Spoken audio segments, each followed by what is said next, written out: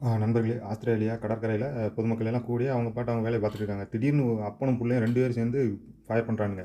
So இந்த மாதிரி ஒரு இக்கட்டான சூழ்நிலையில் ஆஸ்திரேலியாவை சேராத வேறு நாட்டில இருந்து குடியேறிய ஒரு குடிமகன் வந்து பார்த்துட்டு இருக்கிறாரு.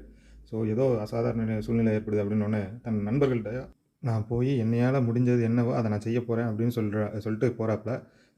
அப்படியே அவன் உயிர் போனாலும் மக்களை காப்பாற்றுற பணியில் தான் போயிருக்கு அப்படின்னு வீட்டுக்கு இன்ஃபார்ம் பண்ணிடு அப்படின்னு சொல்லிட்டு போகிறாப்புல. போனோடனே அப்பனை வந்து தான் உயிரை துச்சமாக மதித்து டக்குன்னு போய் கழுத்தை இறுக்கி கட்டி பிடிச்சி உருண்டு எப்படியோ கன்று அவர் கையில் இருந்து இவர் வாங்கி இன்னும் அதிகமான உயிரிழப்பை தடுத்திருக்காப்புல. ஆஸ்பத்திரியில் சிகிச்சை பெற்று வர்ற அவரை அந்நாட்டு பிரதமர் நேரடியாக போய் நீதான்யா உண்மையில ஹீரோ அப்படின்னு சொல்லி வாழ்த்து சொல்கிறாப்புல.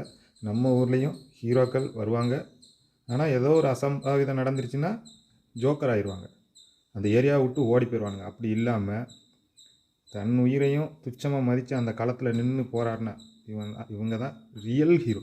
ரியல் ஹீரோவை நம்பாதீங்க, ரியல் ஹீரோவை தான் களத்தில் பாருங்கள். களத்தில் அப்போ தான் உண்மையான ஹீரோ யார், பொய்யான ஹீரோ யாருன்னு தெரியும்.